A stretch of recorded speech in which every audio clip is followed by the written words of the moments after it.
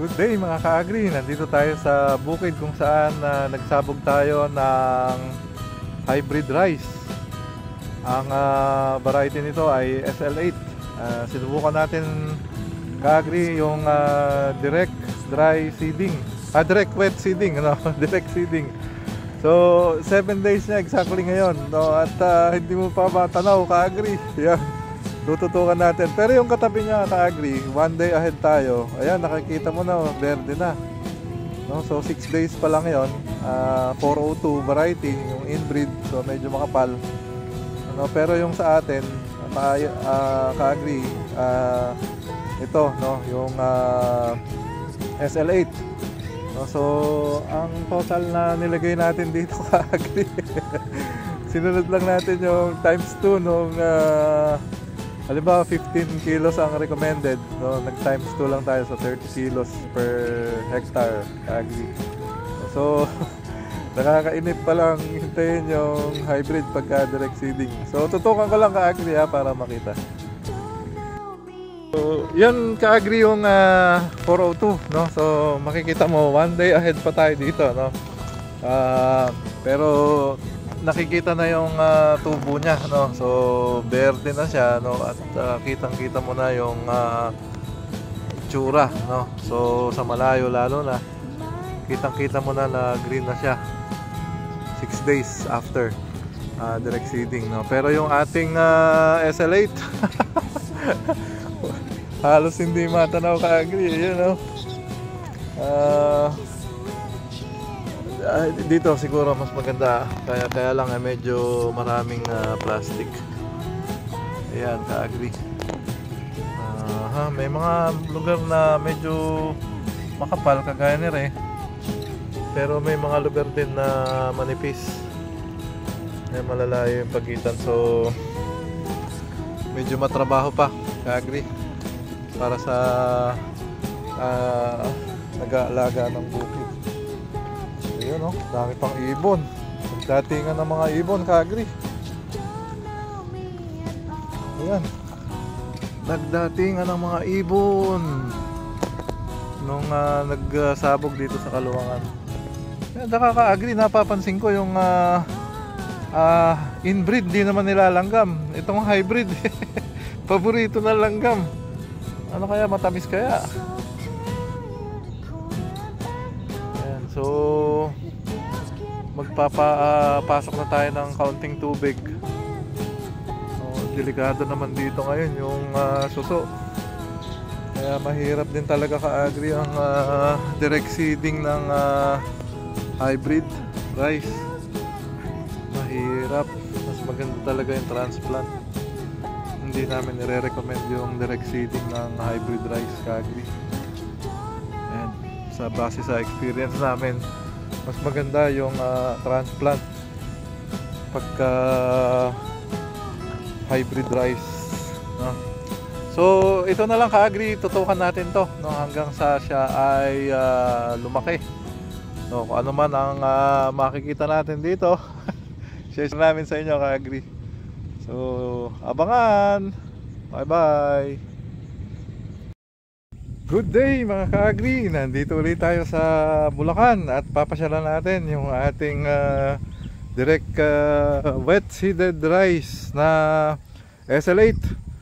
1 month after ng ating direct seeding, ganito na itsura niya ka-agri. Halika, samahan mo ako, tututukan natin to. Ito na ka-agri, yung katabi natin na inbreed, no? Yung RC402, no? At saka yung kabila, yan, papagitnaan tayo ng RC402. At ito na yung ating SL8 ka-agri na dinirect seeded natin 1 month after. So appreciation, shout out sa ating kumparing RG napagtiyagaan niya ng hulipan. So dito kasi ka-agri kailangan ilipat mo yung medyo makapal doon sa medyo manipis, ano? So kaya medyo natakpan na niya yung mga sobrang nipis na areas, no? So kaya medyo maganda na siyang tingnan ngayon ka-agri. At ngayon ay nagpapapasok na rin siya ng tubig. So yan, 1 month after direct seeding ay hindi pa siya nag fully close, ka-agri, ano? At makikita natin may mga spaces pa rin, pero hindi na siya kasing pangit nung una nating ibinidyo ito, no? So ganito rin pala, ka-agri, iba talaga. May miracle talaga, ka-agri, ano? Maganda pa rin, oh. Medyo lumaki na siya, no? At ito due for application ng manipis na urea in siguro mga in less than 1 week, no?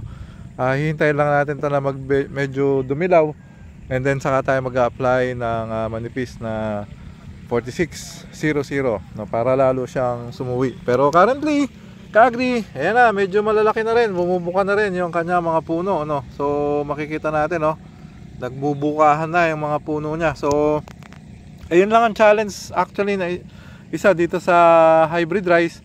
Kailangan mo talagang alagaan para magkaroon siya ng active tillers, no? So pag hindi mo napabukayan, ka-agri, sa nipis nung inilagay mo na 30 kilos per hectare doon na binhi, ay para kang nagparachute na hindi bumuka yung parachute. Patay kang bata ka. So kailangan talaga, ka-agri, ay mag-active tiller siya, no? So ngayon, ka-agri, ito na yung update natin, no? So abangan natin yung mga susunod na kabanata, no? So medyo nakaka-encourage na to, ka-agri, unlike yung sa pagkasasabog tanim lang, no, ay nakaka-discourage. Parang gusto mong balasahin kung nasanay ka dun sa kapal ng inbreed variety, no? So kagaya ni Reo, ganito tayo dati sabog ng inbreed, no? So yung hybrid natin ay sa sobrang mahal naman niya, hindi pwede. Kaya talagang banayad, sabi nga, no? So and then alagaan natin, ka-agri. Ayan na. So tingnan naman natin at i-compare yung kaedad niya na GSR-12, no, yung RC534. Tara, ka-agri, let's go! So ito yung ating dinadaanan papunta dun sa ating GSR-12, ka-agri. Ganda, no? Ka-agri, ito na yung ating GSR-12, 1 month after direct seeding, no? So pag tinignan mo, no, kalayo niya doon sa ating hybrid rice, no? So magtatalo-talo tayo, sino ang mas maganda, yung inbreed o yung hybrid, no? So sa tayo nito, ka-agri, parang mas gusto ko pa yung inbreed kaysa sa hybrid.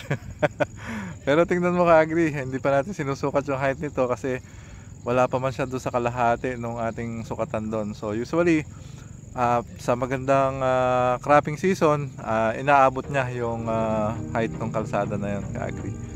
So yan, patuloy nating tutukan, ka-agri, at nawa ay patuloy mo ang tabayanan yung ating mga binivideo and yung ating actual na coverage sa ating mga inalagaan.